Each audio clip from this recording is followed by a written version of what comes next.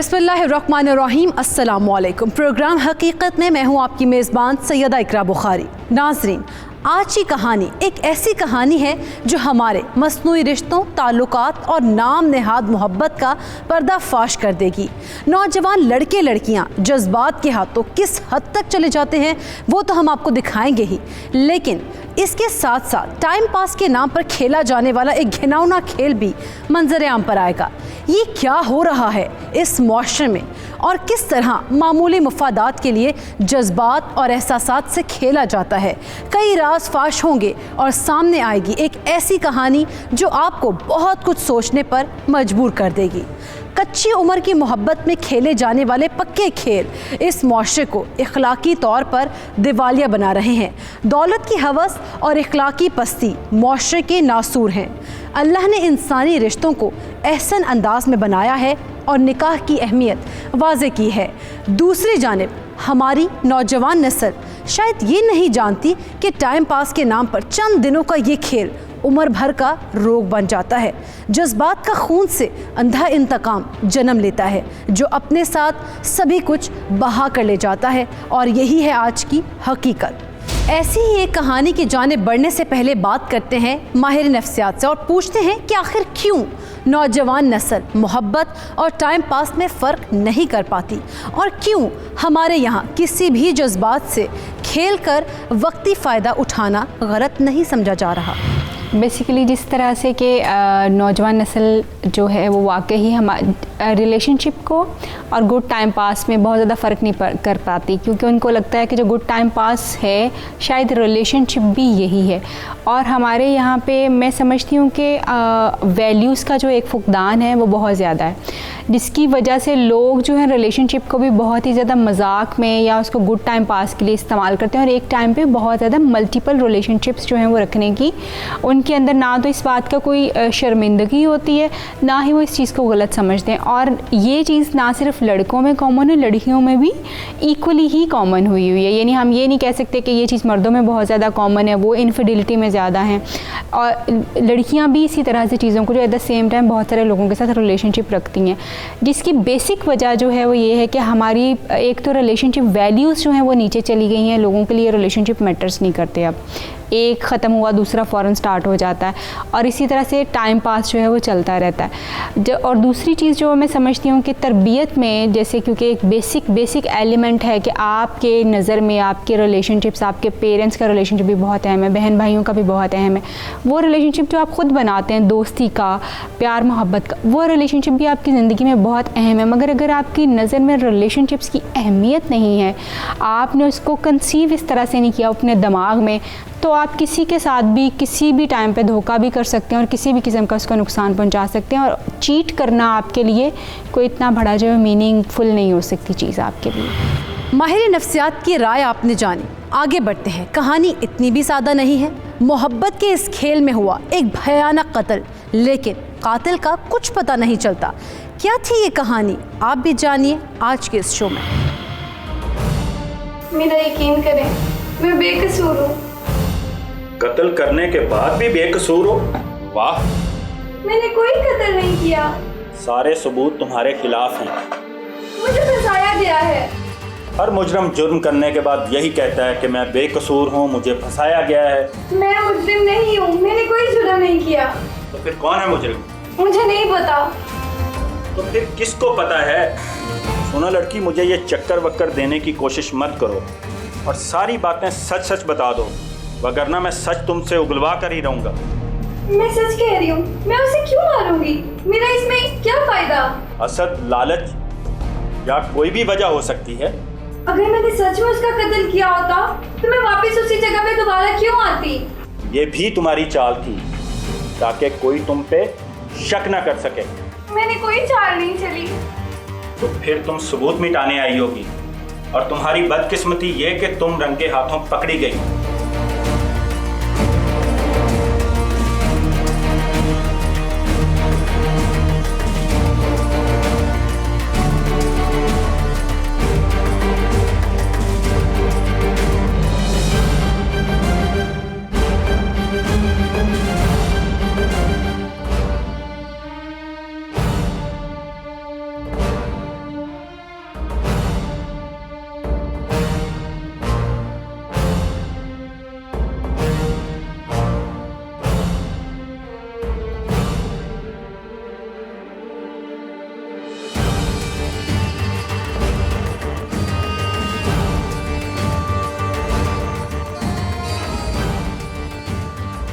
Sir ये तो अंधा कत्ल लगता है। देखो, कोई भी कत्ल अंधा नहीं होता, बस हमारी आंखें सबूत तलाश नहीं कर पाती।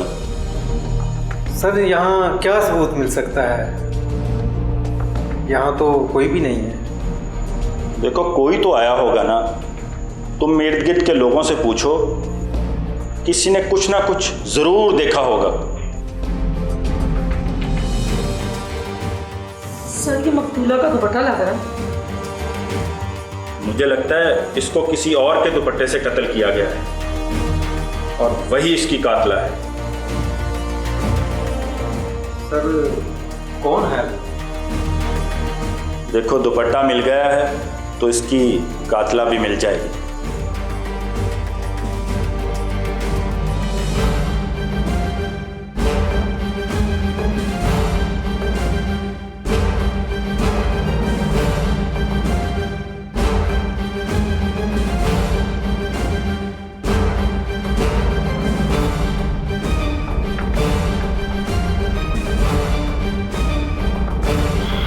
पुलिस को मिली एक फ्लैट से लड़की की लाश। किसी ने उसे इंतहाई बेदर्दी से कत्ल कर दिया था। इब्तदाई कड़ियां मिलाते हुए पुलिस ने एक और लड़की को कत्ल के शुबे में हिरासत में ले लिया।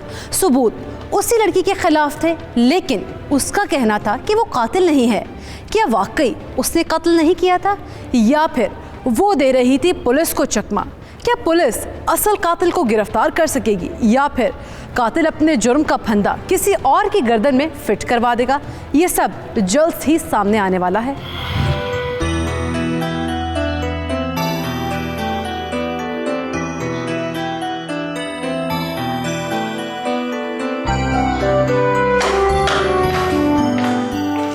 किससे बातें हो रही हैं?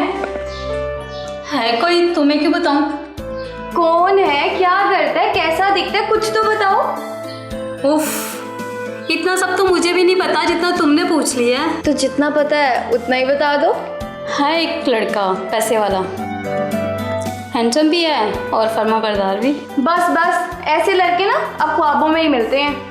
अभी तो मैंने ये नहीं बताया कि वो बेवकूफ़ भी है और मेरे ख्याल में अंधा भी। ऐसी भी कोई बात नहीं है। नाम क्या है? तुम्हें क्यों बताऊं? ना बताओ, वैसे भी नाम में क्या है तो मुर्गा ही ना। पैसे वाला वैसे मुर्गा ही होता है। बाज आ जाओ तुम, हंस ना जाना किसी दिन। ऐसी भी कोई बात नहीं, उंगलियों पे नचाना आता है मुझे। और पैसे निकलवाना भी। पैसे तो खैर नहीं निकलवाती हूँ, बिल्स की अदायगी और फ्लैट का रेंट, शॉपिंग वगैरह पे खर्चा करता है। इसके बाद बचता भी क्या है? अब क्या जहेज भी तैयार करके दे दे? वैसे ऐसे भी हो सकता है।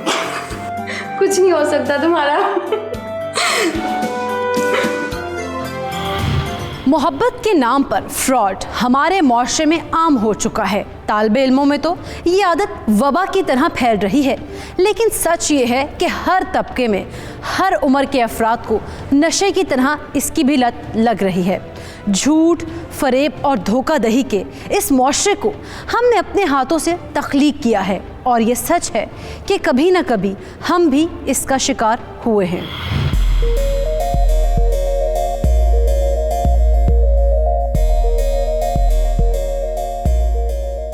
कल तुम्हारा नंबर बिजी जा रहा था। वो अम्मी की कॉल थी। इतनी लंबी कॉल? वो मेरा रिश्ता आया हुआ था, उसी की बात कर रही थी। तुम शादी कर रही हो? तुम पागल हो? अभी तो तुम कह रही हो कि रिश्ता आया हुआ था। तो इसका क्या मतलब है? मैं शादी कर लूँगी किसी से भी। तो फिर? इसीलिए तो लंबी बात कर रही थी और झगड़ा कर रही थी। मुझे शादी नहीं करनी किसी से भी, लड़का चाहे जितना भी अमीर हो। तुमने तो मेरी जान ही निकाल दी थी। हाँ, तुम कर लो शक। यही सोच रहे थे ना किसी और से लगी होंगी बात करने। शाइस्ता, मैं शक नहीं कर रहा, मैं ऐसे ही पूछ रहा था। मुझे सब पता है, मुझसे बात नहीं करो।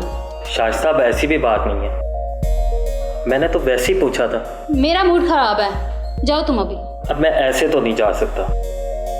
चलो तुम्हारा मूड ठीक करता हूँ। वो कैसे? कहीं शॉपिंग करने चलते हैं, साथ में खाना भी खाएंगे। आज की शाम तुम्हारे नाम। वाकई? हाँ, आपको पता है ज़्यादा देर आपके साथ रही तो मेरा मूड ख़राब नहीं रहेगा, इसी कमज़ोरी का फ़ायदा उठाती हूँ। चलो चलते हैं।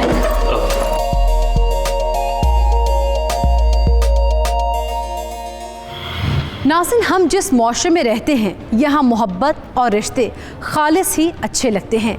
मोहब्बत को पाकीज़ा रिश्ते का नाम देना निकाह कहलाता है, लेकिन बदकिस्मती से हमारी नौजवान नस्ल जिन कबाहतों का शिकार है उसमें निकाह की अहमियत को समझा ही नहीं जाता और वक्त गुजारी को ही अहमियत दी जाती है। आइए चलते हैं मारूफ इस्लामी स्कॉलर के पास और जानते हैं कि इस्लाम में निकाह की कितनी अहमियत है और आजकल मोहब्बत के नाम पर टाइम पास या दोस्ती के जिस ताल्लुक़ को फ़रोग़ दिया जाने लगा है उसके क्या नुकसानात हैं। इस्लाम में निकाह की अहमियत देखनी हो तो आप हुज़ूर सरवर दो आलम सल्लल्लाहु अलैहि वसल्लम के इस फरमान मुबारक पर गौर कर ले कि आका ने इरशाद फरमाया, अन निकाह मिन सुन्नती फ़मन रग़िब अन सुन्नती फ़लैस मिन्नी, कि निकाह मेरी सुन्नत है और जिसने मेरी सुन्नत से मुँह फेरा वो हम में से नहीं है। गोया हुज़ूर सरवर दो आलम सल्लल्लाहु अलैहि वसल्लम अपनी उम्मत के अफराद के लिए निकाह को लाजिम करार दे रहे हैं। इसके कई मुआशरती, अखलाकी, ईमानी फ़वाइद की वजह से। एक बार कुछ नौजवानों से हुज़ूर सल्लल्लाहु अलैहि वालम सल्लल्लाहु अलैहि वसल्लम ने ख़िताब फरमाया और इरशाद फरमाया, लोगो या माशर शबाब, नौजवानों का एक पूरा ग्रोह था। फरमाया, ए नौजवानों के ग्रोह, मन इस्तता मिनकुमुल बाअत फल्यतज़व्वज, तुम में से जो कोई इस्तिताअत रखता है वो शादी करे। फ़इन्नहु अग़द्दु लिलबसर व अहसनु लिलफ़रज। अब यहाँ पर इसका फ़ायदा आ गया। फरमाया, ये निकाह तुम्हारी निगाहों को झुकाने वाला और तुम्हारी हिफाजत करने वाला है। फ़मन लम यस्तति फ़अलैहि बिस्सौम, और जो कोई तुम में से निकाह की इस्तिताअत नहीं रखता फिर लाजिम है कि वो रोज़े रखे। अब ये निकाह इस्लाम ने इसको तमाम अम्बिया की सुन्नत करार दे दिया। हुज़ूर सल्लल्लाहु अलैहि सल्लल्लाहु अलैहि वसल्लम ने इसको अपनी सुन्नत करार दे दिया और इसके मकासद बयान कर दिए कि अगर वो मुआशरे में पूरे हो जाएं तो ये मुआशरा एक खूबसूरत मुआशरा बन जाए। ये कहानी महज मोहब्बत की कहानी नहीं है, ये दास्तान है मोहब्बत के नाम पर एक ऐसे घिनौने खेल की जिसका अंजाम इंतहाई भयानक होता है। हमारे इर्द गिर्द अब तक ऐसे कई कत्ल हो चुके हैं जिनकी वजह शायद कुछ भी नहीं थी।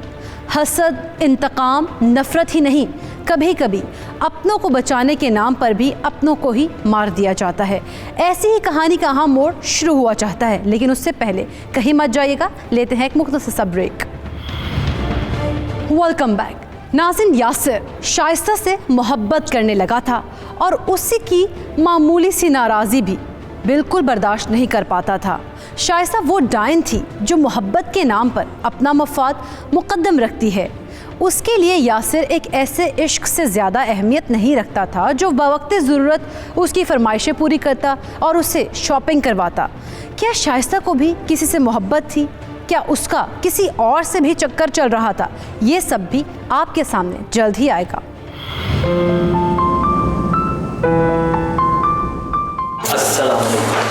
वालेकुम सलाम। यासिर, कैसे हो? भाई मैं ठीक हूँ, आप सुनाएं, आप कैसे हैं? मैं ठीक ठाक, अल्लाह का शुक्र।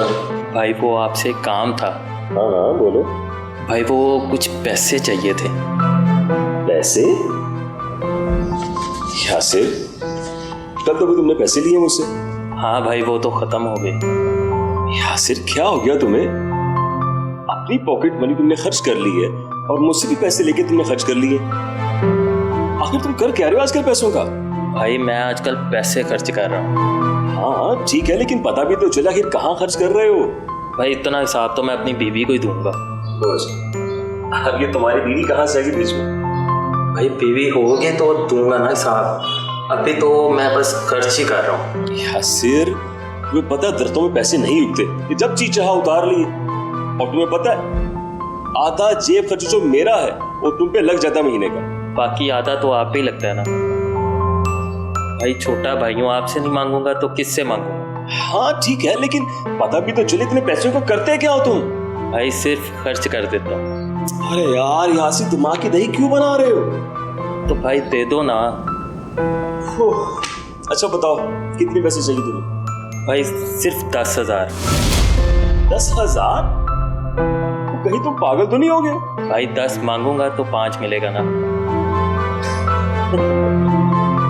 तुम बड़े शरारती हो गए। अच्छा चलो ठीक है, ये तुम्हें 10,000 रुपये मैं दे रहा हूँ, लेकिन एक बात मेरी गौर से सुन लो, तुमने इस महीने जो है ना मेरे पास पैसों की ले लिया। ओके भाई। ठीक है? ओके भाई। Good boy. ओके।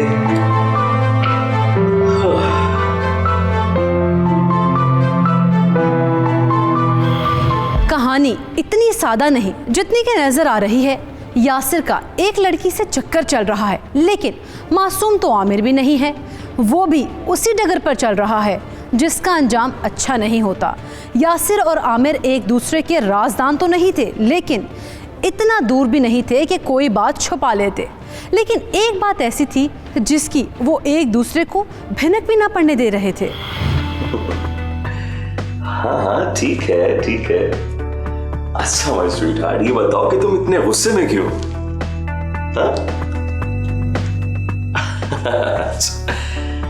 अरे यार, तुम्हें बताया तो था कि कल मैं किसी काम से बिजी था, सो इसलिए नहीं आ सका।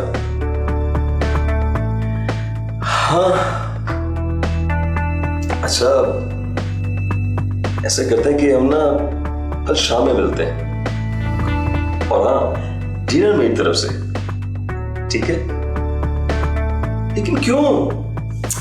अरे यार, तुम्हारी कजन ने कल ही आना था, वो किसी और दिन नहीं आ सकती। अच्छा चलो ठीक है, ओके। फिर ऐसे करते हैं, परसों हम कॉफी इकट्ठे पीते हैं। सही है ना? Okay, bye.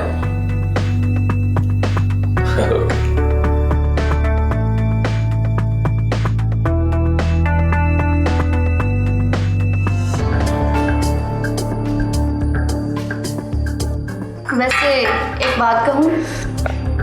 क्या बोलो? तुम ये सब ठीक नहीं कर रही। क्या ठीक नहीं किया मैंने?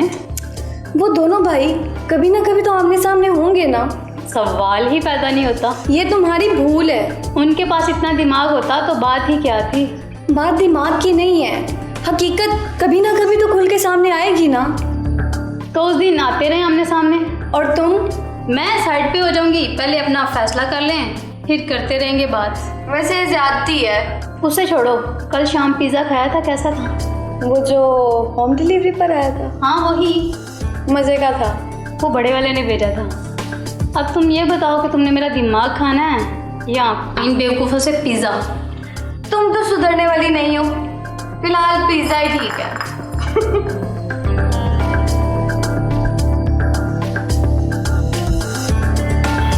कहते हैं कि डायन भी 7 घर छोड़ देती है, लेकिन शाइस्ता वो डायन थी जो खून की प्यास बुझाने के लिए अपने घर को भी नहीं छोड़ती।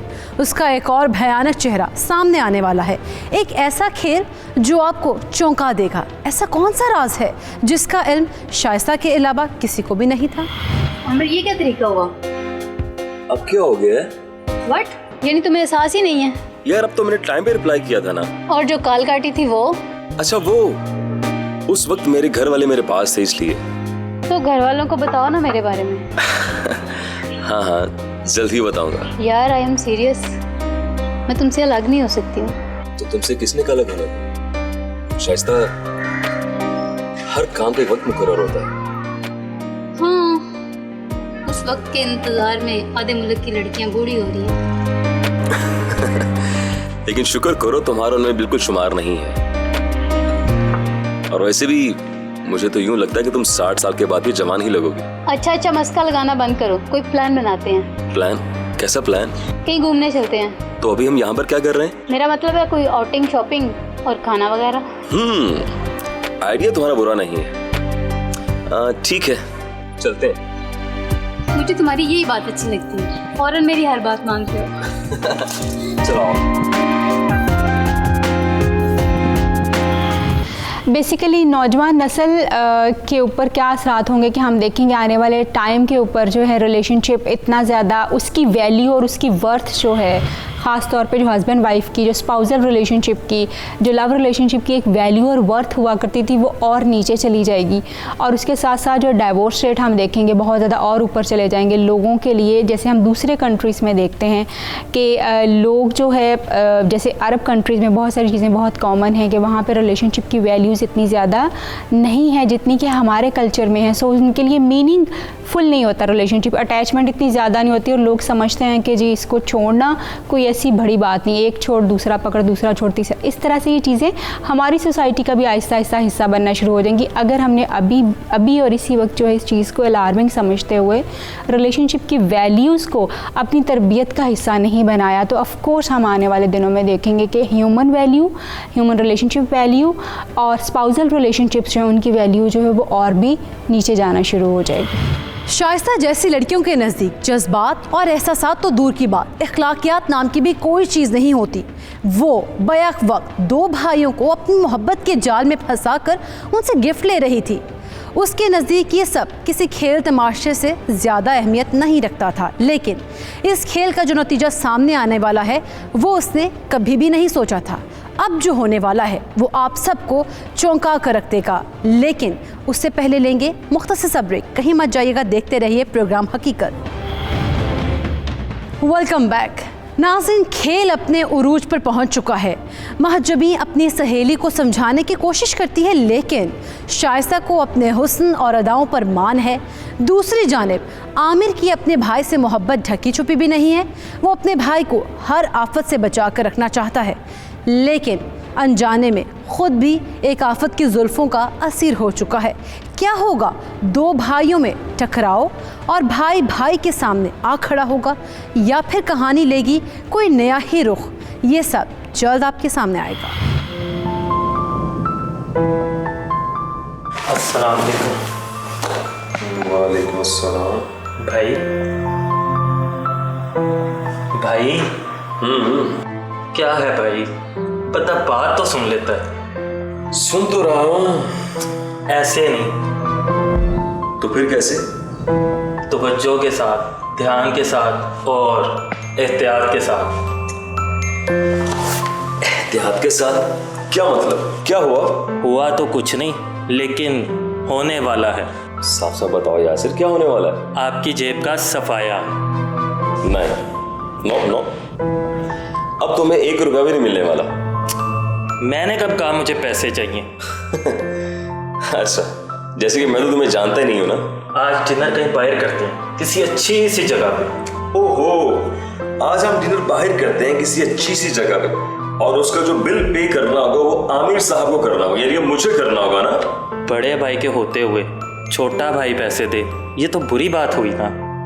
हाँ, बुरी बात तो है, लेकिन यार कल चलते हैं, क्योंकि अभी मैंने कुछ देर पहले खाना खाया है। पक्का? नहीं, एक शर्त है। जी भाई। वो ये कि खाना खाने के बाद घर आकर तो मुझे अपने हाथों से कॉफी बना के पिलाओ। Done done. ओके।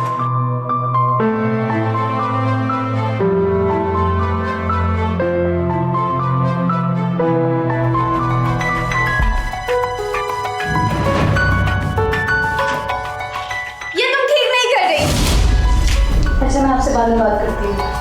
क्या हुआ? इतना शोर क्यों मचा रही हो तो बहुत कुछ जाएगा। क्या मतलब? कहना क्या चाहती हो तुम? तुम फिर से उनसे मिली थी? किन से? मैं तो 4 से मिलती हूँ। उन दोनों भाइयों से। बड़े से कि छोटे से? दोनों से। कल बड़े से मिली थी, आज छोटे से मिल रही हूँ। ये ठीक नहीं है। तुम तो फंसोगी और तुम्हारे साथ साथ मैं भी मारी जाऊंगी। कम ऑन यार, मैंने कौन सी शादी करनी है जो गलत है? लेकिन वो भाई है, आज नहीं तो कल उन्हें भी पता लग जाएगा। तो लग जाए पता। मेरे तो जस्ट दोस्त हैं, मैं शॉपिंग करती हूँ और घूमती फिरती हूँ और वापस आ जाती हूँ। और जो उस दिन फोन पे मोहब्बतें जताई जा रही थी और जो शादी की बात कर रही थी वो? यार प्रेशर डाल के रखो तो ये सही रहते हैं। उन्होंने कौन सी घर बात कर लेनी होती है? यानी कि तुम्हें भी पता कि वो सीरियस नहीं है, और अगर वो सीरियस हो गए तो? यार सभी टाइम पास करते हैं, अगर सीरियस हुआ भी तो कह दूंगी अम्मी ने कज़न से बात पक्की कर दी है, और मैं अम्मी की बात टाल नहीं सकती। ओह, तुम कितनी फिल्म हो। फ्रॉड तो तुम पे खत्म है।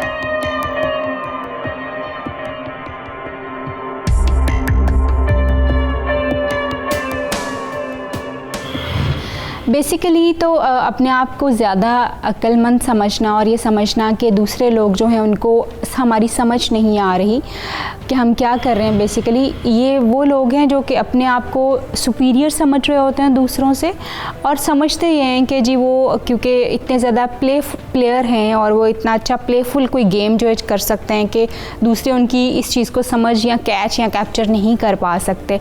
बेसिकली वो खुद एक इल्यूजन में, खुद एक धोखे की ज़िंदगी में जो है वो रह रहे होते हैं। उनका अपना ही अपने बारे में जो है वो, क्योंकि वो अपने आप को बहुत बेहतर इंसान समझ रहे होते हैं और बहुत चालाक और तेज़ समझ रहे होते हैं, तो उनको लगता है कि वो किसी को भी बेवकूफ़ बना के आराम से अपना मतलब निकाल लेंगे।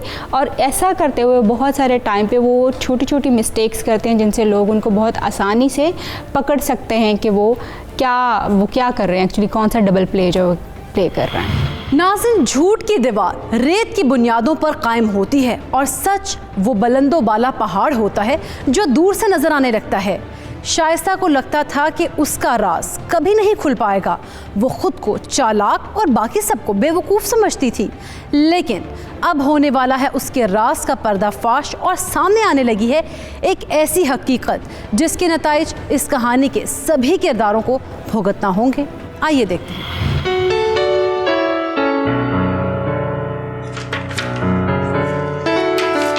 क्या बात है भाई, बड़े दान निकल रहे हैं आज। भाई जॉब था, दोस्त ने भेजा है। अच्छा, जिसने भेजा है वो दोस्त ही है ना? क्या हो गया, दोस्त ही है, लड़का है और मेरा क्लास फेलो। और कुछ ये कि आज आप बहुत बिजी लग रहे हैं। डिनर का प्लान हम फिर कभी का रख लेते हैं। अरे नहीं, मैं अभी गया और मुंह हाथ धो के आया, फिर चलते हैं। चलो आ जाओ, मैं तुम्हारा वेट कर रहा हूँ।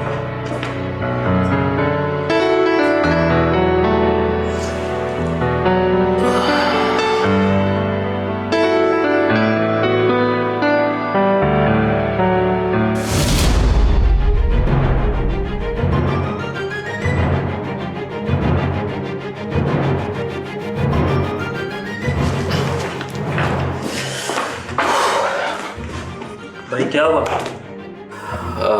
कुछ नहीं, कुछ भी तो नहीं। परेशान लग रहे हैं, तबीयत तो ठीक है? हाँ, यूं ही चक्कर सा आ गया था। तुम ऐसा करो कि एक गिलास पानी ला दो मुझे, फिर हम चलते हैं। मैं अभी लाया।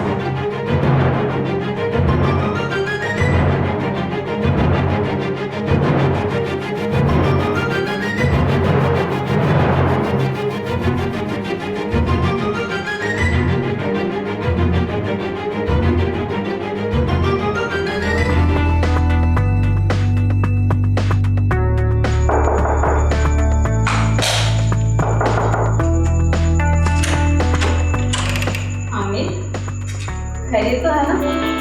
हाँ, आओ बैठो।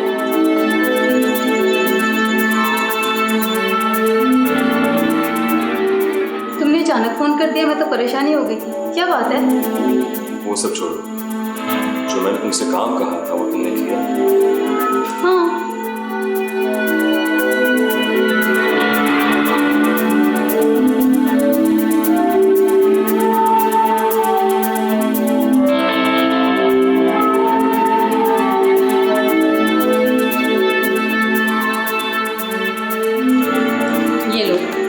पर महाजगी गड़बट्टा आपने करना क्या है? तुम्हारी हरकतों को कवर करने को। क्या मतलब? मैं कुछ समझी नहीं। तुम्हारा मेरे छोटे भाई से भी चक्कर चल रहा है ना? ये तुम क्या कह रहे हो? तुम्हें यासर ने कहा होगा ना, वो एक नंबर का झूठा है। मैं तुम दोनों के मैसेजेस पढ़े, वही मेरे पीछे पड़ गया था। मैं तो प्यार तुमसे करती हूँ, तुम दोनों भाइयों की लड़ाई ना हो इसलिए तरीके से हैंडल करती रही। मुझे पता, इसलिए मैंने तुमसे मार्जिन पर दुपट्टा मंगवाया। अब मैं इस मसले को खुद ही हैंडल करूँ। लेकिन कैसे? बताता तो, बस तुम मुझे एक गिलास पानी पिला दो। अभी नहीं। आमिर,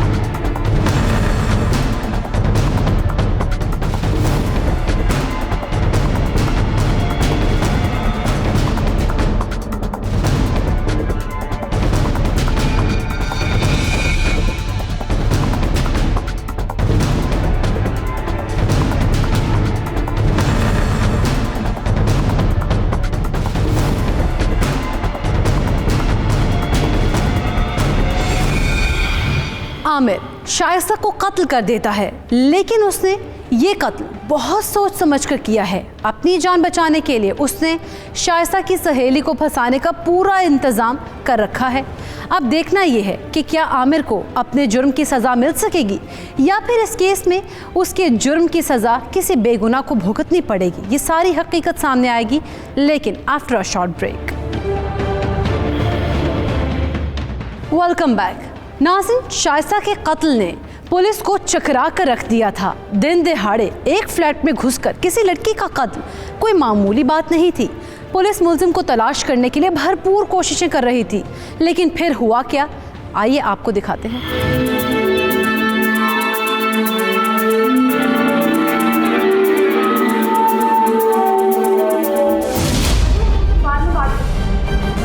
इंस्पेक्टर साहब, आप शाइस्ता के कातिल का कुछ पता चला?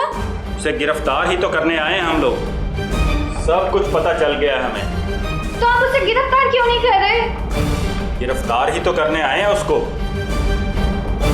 शुमाइला, उसे गिरफ्तार करो। क्या मतलब है? मैंने कोई जुर्म नहीं किया। आपको कोई गलतफहमी हुई है। देखो, तुम्हारा खेल खत्म हो चुका है। हमारे पास तुम्हारे खिलाफ बहुत से सबूत हैं। सबूत? कैसे सबूत? शुमाइला, ले चलो इसे थाने। ये सब पुलिस स्टेशन जाके इसको पता चल जाएगा। ले चलो। नहीं, मैं नहीं जाऊंगी। मैंने कोई जुर्म नहीं किया। मैं क्यों जाऊं? मैंने शाइस्ता को नहीं कत्ल किया। मैंने कोई जुर्म नहीं किया। बेसिकली हर इंसान जब कोई गलती करता है या गुनाह करता है तो उसको ये लगता है कि शायद वो पकड़ा नहीं जाएगा, जबकि हकीकत ये है कि ना गलती छुपती है ना गुनाह छुपता है। आपको अल्टीमेटली उस चीज़ को फेस करना ही पड़ता है।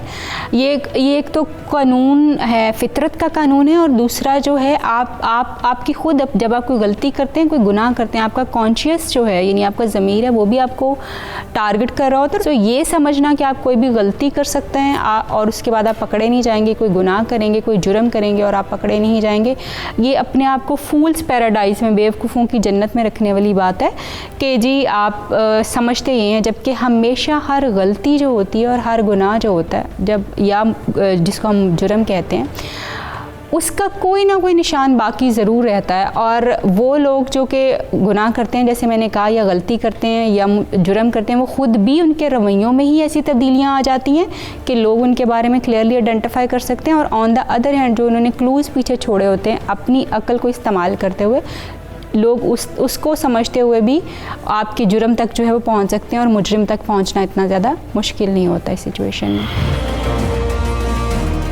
अगर तुमने कत्ल नहीं किया तो तुम्हारा दुपट्टा वहां कैसे आया? मुझे कुछ नहीं पता सर। अजीब लड़की है, कहती है मैं नहीं जानती, इसके दुपट्टे से इसकी दोस्त का कत्ल हो गया, और ये कहती है कि मैं नहीं जानती। हम उस फ्लैट में इकट्ठी रहती थी, कोई भी ऐसा कर सकता है। ठीक कहती हो तुम, होने को तो कुछ भी हो सकता है। इसलिए मैं इस केस की साइंटिफिक बुनियादों पे भी इन्वेस्टिगेशन करवा रहा हूं। बहुत जल्द दूध का दूध और पानी का पानी हो जाएगा। सर ये सच कह रही है, ये बेगुनाह है। असल कातिल ये है। वो कैसे? सर कत्ल के वक्त इसके मोबाइल की लोकेशन वहीं की थी। इसके नंबर से लड़की को फ़ोन कॉल्स की गई। सारे सबूत देकर ये इकबाल जुर्म कर चुका है। गुड। आमिर, तुम ऐसा करोगे? मैंने कभी सोचा भी नहीं था। वो मेरे और मेरे भाई के जज्बात से खेल रही थी। इससे पहले कि हम दोनों भाइयों में से कोई उसकी बातों में आकर एक दूसरे को कत्ल करता, मैंने उसका खेल ही खत्म कर दिया। देखो आमिर, खेल तो अपना तुमने खुद खत्म कर लिया है। अब तुम्हें उम्र कैद होगी या फिर फांसी। ले जाओ इसको।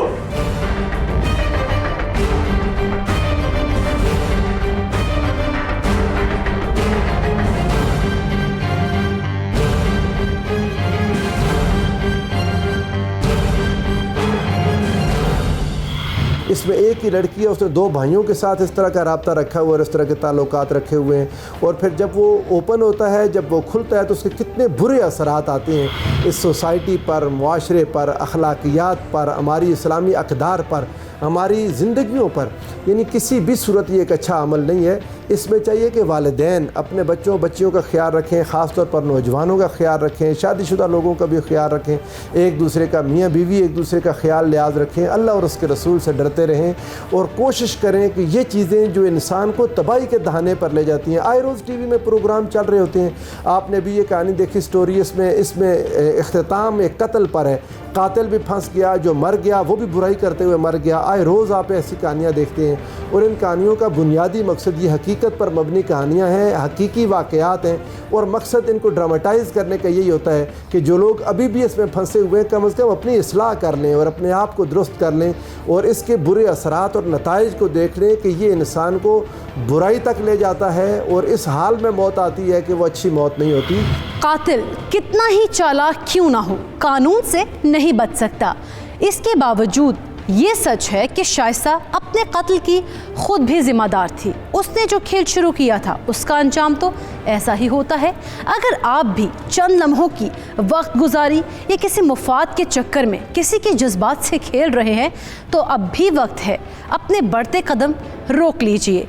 इस हकीकत से आगाह करें, जिसने आप पर भरोसा किया अभी शायद वक्त है, लेकिन ये घिनौना खेल जितना आगे बढ़ता जाएगा उतना ही वापसी के इम्कानात भी कम होते जाएंगे। शाइस्ता को खुद तो जान से हाथ धोना ही पड़े, लेकिन उससे जुड़े तमाम लोगों को भी उसका खमियाजा भुगतना पड़ा। इसी के साथ दीजिए अपनी मेज़बान सैयदा इकरा बुखारी और टीम हकीकत को इजाज़त। अल्लाह निगहबान।